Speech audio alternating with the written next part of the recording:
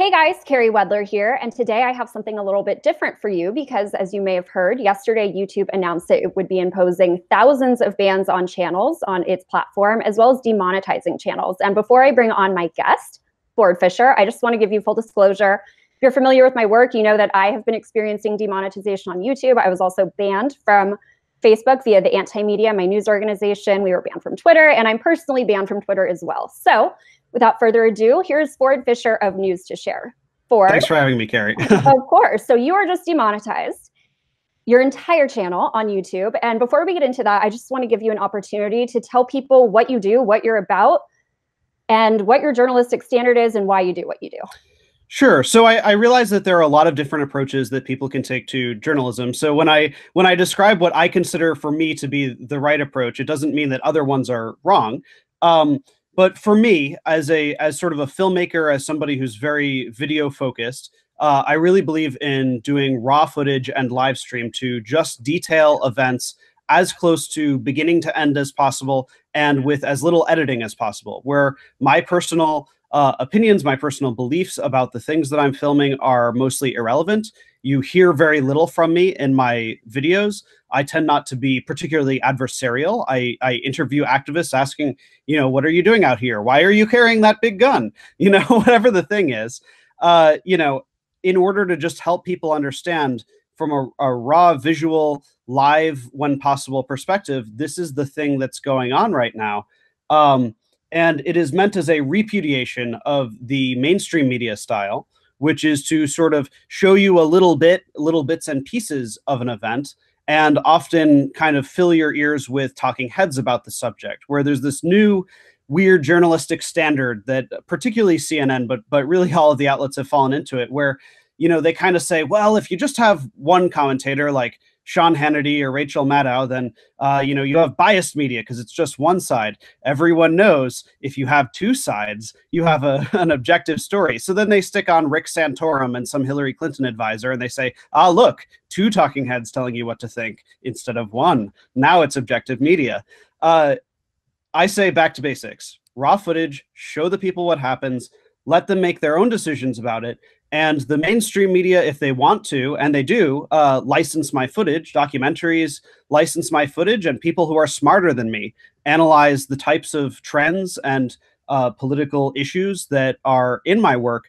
But at the end of the day, I think that raw footage is very informative, and that's basically what I seek to provide. Cool. So if people haven't heard of you, can you just give some examples of where you've been? I know you've been at Charlottesville. You did an amazing job live streaming down there. What kinds of events do you cover? Yeah, so most of what I cover is political activism of some flavor or another. The things that tend to get a lot of attention are left versus right, physical conflict. People love watching riots. They love watching things on fire and such. But that's not all of what I cover, or even the majority of it. I cover really all flavors of activism, left, right, or whatever. And that includes following trends of extremism when I have access to them. So that did include filming in Charlottesville. I have filmed and interviewed neo-Nazis, communists. I went to France to cover the Yellow Vest protests. So really all sides of the political spectrum. And the important thing to realize is that me filming somebody and me talking to somebody doesn't imply my endorsement of those people or their ideas, or even saying that those ideas sort of deserve a microphone. It's about documentation. It's about being able to study them. My work has been cited by people who despise the people who I'm talking to, right? The Southern Poverty Law Center has cited my coverage and my live streams, indeed, of alt-right events, for example. So this is stuff that I think can kind of inform the viewer. When the news tells you that someone said something, you want to be able to see them say that thing, and you want to have the raw video to kind of account for it. It's how you really hold people accountable. Right, which is a great segue into the next issue, which is why I'm interviewing you. So yesterday, YouTube announced it would be banning all these channels. You're obviously more familiar with it than I am because you're going through it. So aside from you being demonetized, what is going on? Why are they doing it? Who's affected? Yeah, so in the last week, there has been a dispute that I've really only been tangentially aware of. I haven't been watching it too deeply. It's kind of made it into the news somewhat. I've kind of skimmed a little bit about it until yesterday, and now I'm more well-studied than I'd like to be. So there's a reporter at Vox named Carlos Maza, and Carlos has basically he does videos where he is calling out what he sees to be far-right media, particularly Fox News. To be clear, Vox with a V versus Fox with an F. And Steven Crowder is kind of a conservative commentator slash comedian and kind of an actor. I actually didn't realize until this week that he was actually the voice of one of the characters on the children's show Arthur. I thought that was sort of fascinating to learn. I'm like, really? I'm involved in a Twitter feud that involves one of the characters I watched growing up on Arthur. That's neat. So that's the character of the Brain to those who are watching, the kind of, whatever. Anyhow, Steven Crowder has many times criticized this journalist from Vox, and he has used some language that people would deem inappropriate or homophobic, referring to the Vox reporter. And the Vox reporter has basically spoken out strongly to YouTube, claiming that I've been bullied by one of your content creators. And just because he makes you a lot of money as a platform doesn't mean that he should, be allowed to just willy-nilly sort of bully me on YouTube. And so he sort of raised hell about this. And YouTube basically yesterday rolled out new community standards that broadened what they consider to be unacceptable behavior. And theoretically, that turned Steven Crowder's content from acceptable content into unacceptable content. So they demonetized his channel, and they told him that he has to specifically remove a t-shirt that he sells with a homophobic slur on the shirt. And I know that somebody watching this is going to message me and say, oh, I don't think that the t-shirt was really homophobic. I've gotten messages like that already. Stop it. I'm not going to quote what the shirt says. I'm not saying that I favor tech censorship, but it's what it is. YouTube's rollout of this new standard affected a lot of people, and I was one of them. So yesterday, at the moment that it seems the news embargo was lifted, so they told the news outlets, the mainstream news outlets, before it happened that it would happen. And so essentially right when those news stories came out, I got 3 emails from YouTube. 2 of them told me, this video is being deleted because it doesn't meet the community standards. Another one said the same thing about a second video.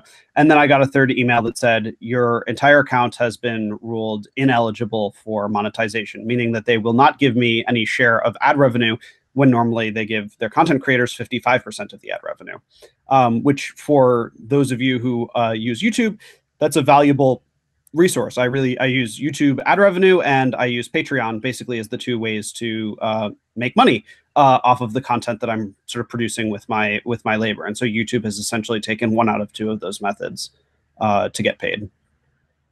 All right. And so as far as the demonetization, so I get demonetized all the time on YouTube. I'd say 9 out of 10 times my video is demonetized before I even hit publish or within a minute of publishing it. Sure. Then you can submit for appeal. And I always assumed that the initial demonetization is a bot. I mean, I can't imagine there's a person watching the second I upload, but I always thought that the manual review was an actual human being. And sometimes they restore it, far less frequently now. Was it a bot that demonetized you? Do you know? Was it an actual person? Because the image of the email you got says that they carefully reviewed your channel. So yes, the careful review. Yeah.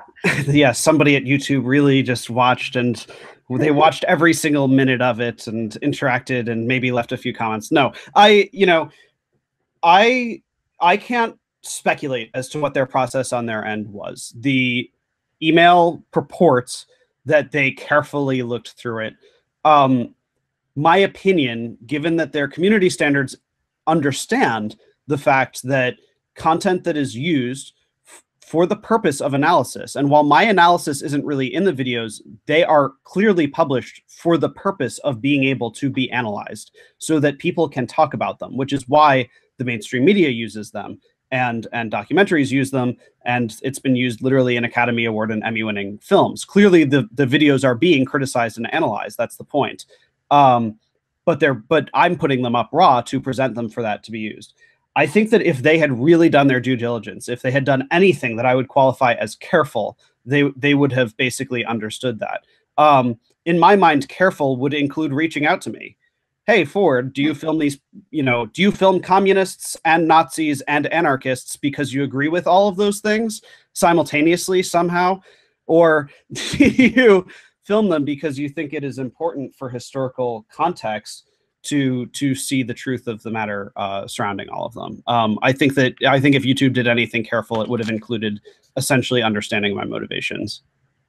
Right. And I think that's something that's so disturbing, particularly about you being demonetized, is in my view, you're just holding a mirror up to American society and wherever you go to film. You're not even issuing an opinion on it. You're just showing people what's happening. I mean, you're truly doing journalism. And that's why it's so scary to me. But I want to move on to something. It's a difficult topic to navigate or explain or understand because we have so little information from YouTube. Sure. I have read and I have seen YouTubers claim that if you're demonetized, you lose reach on YouTube. That seems to be the case for me. I can't prove it. I've seen people say that's not the case at all. I've seen content creators with bigger channels say that that's absolutely the case. And if it is the case, I think it has very big implications because it's not just about taking away your revenue. I gave up on getting revenue from YouTube a very long time ago because they demonetized me so much. But if it does affect your reach, it does affect your ability to show people what's happening. Do you know any additional information that I don't know about whether or not it affects reach? So I'd love to study that exact issue. And you're actually the second person to ask me this exact question today from the media.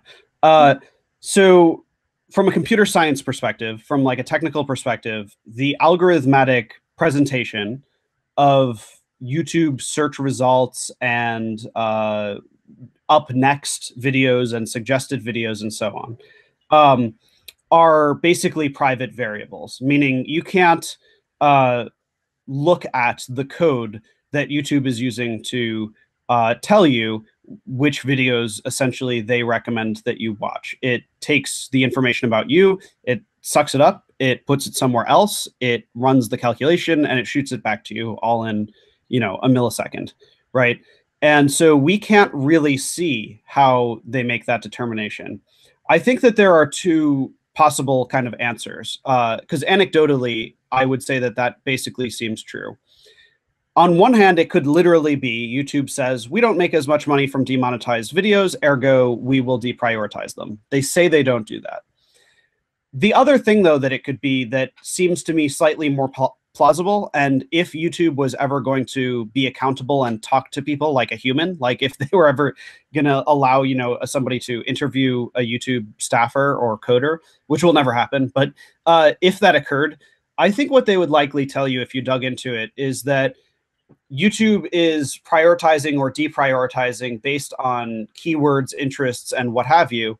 They probably deprioritize content that they think is unacceptable, and they also demonetize content that they think is unacceptable. So it may be a situation not of something is demonetized, ergo it gets less viewership. It may be the thing is bad in the eyes of YouTube, therefore it is demonetized, and therefore it gets less reach. Well, thank you. Good analysis. Very fair, because again, we don't know for a fact. And one of my pet peeves is when people claim things for a fact when we can't prove it. So thank you. Right. Absolutely. Moving on, did they give you a specific reason? Did they just say you're violating their standards in general, or did they give you an actual part of the standards they claim you're violating? Well, when I go into my the YouTube studio, which is sort of your back end, right? When I go into my other features and monetization, and I'm doing it as I'm telling you, I go into monetization and it says monetization, current account status, currently ineligible for monetization. Your channel does not comply with the YouTube partner program terms. And then there's this handy button. Here's why your channel wasn't approved for monetization. Oh, that sounds useful, right? Here's why your channel is out of compliance. Harmful or hateful content. And it doesn't, and so it goes on to say content that is incendiary, demeaning, or promoting violence or hatred, especially on the basis of protected characteristics. It does not have a list of videos that it considers to be unacceptable. And so this is the challenge. This is really the issue that I'm getting at. I cover people who probably themselves would be considered to be those things. I film, neo-Nazis, Antifa, whatever. And those people can engage in violence and can say incendiary things. But a simple example that I would use is that tomorrow night, I'm going to be filming at a LGBT march called the Dyke March, okay? And so this is going to be primarily lesbian women marching for their rights to marry each other and such. And I would assume it is possible that somebody at some point will yell something at them. They're marching down the street, and some tourist wearing a MAGA hat is going to say something not nice to them. And if that thing were published by that person in that MAGA hat onto YouTube themselves, you know, if someone made a video stating that they don't like this protected group because XYZ, then it would pretty clearly fall into what YouTube claims is its category of issues. But if I film that person saying that thing to that march, am I posting incendiary content? Right? This is the precise issue. Documenting, for example, a homophobic slur being yelled at somebody, is that the same as publishing a homophobic slur? In my opinion, absolutely not. I cover events that I think are important to understand for history's sake, and they are not endorsements or promotions of the things in them. They are so that people can understand them, and in fact, so that people can criticize them. Okay, so is there any way to appeal the decision? So there was no way listed to appeal any of those things. The two videos that were removed, the removals cannot be appealed, and the demonetization cannot be appealed. The monetization, it claims that I can reapply in 30 days after I have made my channel fit the standard. But again, this is a extremely hard thing to figure out, is what they would consider to be acceptable or unacceptable to the standard. My coverage of extremist content, I don't know which videos they consider to be within the bounds of acceptable or not. Really, all of it is raw. All of it is news content, unequivocally. But which exact videos they find to be offending, or what they would hope for me to add to clarify it. Would a video of a neo-Nazi fighting Antifa be acceptable if only I added a disclaimer that said, just so everybody knows, Nazis are bad, right? Would that help? They have not clarified anything like that to me. So frankly, I'm not hopeful about the chances I have in 30 days, given that the message was so incredibly vague. Right. And as long as we are on this topic, obviously, I have to bring up an issue that is heavily debated in activist circles and independent media. YouTube is a private company. Granted, they're owned by Google, which is very much in bed with government. So a lot of people like to say they're not really private. I think if we apply that standard to any company in America, none of them are private, because, or at least a great majority, because so many are in bed with the US government. Is YouTube a private company? Do they have the right to just remove people like this, to demonetize them like this? I have to admit that on this subject, I am challenged. I've had a lot of people push me in one direction or another, and I used to have a very sheer libertarian view of it that just says private corporations are private corporations. If YouTube wants to, you know, delete everything except for cat videos, that's their prerogative, right? I'm not sure at this point, because I start to have reservations again when you have those connections with the state, and when you become so powerful that you arguably can turn into a state. As in the case of Google, where they kind of control aspects of your life, like entirely. You and I are talking to each other right now via a Google service. My calendar is on a Google service, right? So some of these companies have become so big that I'm becoming sympathetic to the argument that, given their power and given their connection to the state, I think reasonable people can disagree over whether that makes them ipso facto a state entity. Right. I'm with you. I'm similarly conflicted, and I don't have a straight answer, and I'm skeptical of people who think they do. Regardless. Right. This is not the first round of bans, of demonetization. Do you think this is an effective way to stop extremism? Oh, well, that's for sure not. So there is a lot of literature on this subject, but I will point out one of very few phenomena that people have talked about, which is that generally speaking, it's kind of, there's an analogy that I've heard, which is that, you know, when you have a pot smoker and a hardened criminal and you send them to the same prison, you end up making a criminal out of the pot smoker, not a non-criminal out of the criminal. So in the case of Facebook, YouTube, and all the rest, people I think can have honest disagreement over whether deplatforming works to stop the spread of ideologies. But when you, I think that it has been used as a tool to decry victimhood status on the part of many of those who are subject to censorship. And I have seen that even yesterday I got retweeted by Gab, and I don't want their support particularly, right? To people who don't know, Gab is a social media platform that essentially would claim that it is just sort of a free speech platform, which I suppose that it is, but the almost entirely the population of people who use it are racists of one form or another. And so that's part of the issue. You shoot them over to somewhere like that, and yeah, a lot of people are radicalizing as a result of being on those places. And I know that there are going to be some people who watch this and they say, well, deplatforming has, basically put Milo out of existence, which shows that it works, right? And so there are certainly counter arguments. But from what I witnessed, I think that at least as it relates to content like mine, they are removing what is used to study extremism. They are not removing content that promotes it in any way whatsoever. Right. So where do you see this going? Obviously, it's not the beginning. I don't think it's the end, but what's going to happen? I think that it will probably continue to get wider, as generally YouTube in particular seems to be trying to shift its brand.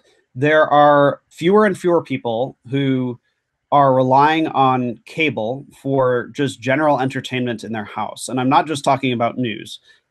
People who are your or my age who have kids, for example, largely don't have cable. They have a television set that they stick YouTube onto, and they play YouTube videos for the kids. So YouTube is trying to shift its purpose away from what it used to be, which was that it was really meant to be this democratized independent media. And now YouTube is actually kind of in a way trying to be television. And so I think that they're going to keep siphoning off different groups. And I really don't even think that it is so much about, people talk a lot about like the right wing, that, oh, it happened to Crowder. It happened to me because of videos of right-wing people. But this kind of censorship affects people like you, anti-war anarchist, right? Which does not remotely neatly fit into the so-called right wing. And it has affected people on the left. I mean, even an example that I often cite as a ridiculous and mundane one is that YouTube set one of my videos to 18 plus, it was a protest where people were smoking marijuana in front of the White House. So it is easier to watch pornography than it is to watch people smoking pot, because how dare we learn about that evil plant? I'm saying with sarcasm, just to be clear. So on that note, are there any solutions? Are there viable things we can do? Are there viable market solutions? Mm-hmm. If you don't like Gab. Yeah, so I do not endorse Gab at all. The website that I use as an alternative, and I would note that I take a holistic approach. I really like the idea of diversifying mediums, posting everything in a lot of places so that if something is lost, then you have other ones. But I like Minds, which is a anti-censorship social media platform. And that is one that I more or less trust, not to remove content in any kind of an arbitrary fashion. And what I do like about them as well is that they do have a few specific guidelines about what they consider to be, for example, an actual threat, meaning that someone who is hoping to post threatening content can't just say, oh man, YouTube banned me, I'm going to go on Minds and say something threatening. But if somebody posts something that Minds says, oh, this really isn't okay, the person can appeal, and it will actually go to a random jury of 12 people on the platform. So in order to keep down a censored thing on Minds, you would have to have 9 out of 12 of your peers agree that the thing is unacceptable. I think that that is a good answer to a difficult question. I'm not sure if it is the perfect answer, and I'm not sure if it's applicable everywhere, but I'm pretty sure that if you took 9 out of 12 YouTube users and showed them News2Share content, I do not believe that 9 out of 12 YouTube users would believe that my content was worthy of being taken down. And in fact, as I've pointed out, I was quoted on this actually in DC Examiner just a little bit ago. Both Steven Crowder and Carlos Maza, the people whose fight caused this, both of them have said that what happened to me is unfair on Twitter since then. Ben Shapiro apparently supports me in this, and my politics are very different from Ben Shapiro. And Antifa, the Atlanta Antifa account, even tweeted what happened to Ford is BS. So when you have the two sides of the fight that caused this, who are at each other's throats, both saying, nah, that thing that happened to Ford, not good. And then you have Ben Shapiro and Antifa agreeing that censorship is bad. Like, you goofed. Yeah, I agree. I'm with you, Ford. Thank you so much for coming on and sharing your story and your observations with me. Before Absolutely. we sign off, can you tell people where they can find you and how they can support you? Yes. So I am on my website is called news2share.com. It's news, the number 2 share. I'm also on Facebook and Twitter and YouTube, although I won't get any money anymore if you go to my YouTube, but I would still love to have you there. And out of the goodness of my heart. And Minds. So Minds.com is the platform that I essentially feel is safe right now. But frankly, I would recommend getting all of them because I think that by diversifying, that's really how you can kind of protect your presence online. Cool. Thank you so much, Ford. If you're not familiar with him, if you're just hearing of him, even if you know him already, I highly recommend you go look at his content. He's doing work that not a lot of people are doing, and he's doing it with integrity and skill. And I'm just so grateful to have him on and that he's out there doing the work he does. So thank you again, Ford.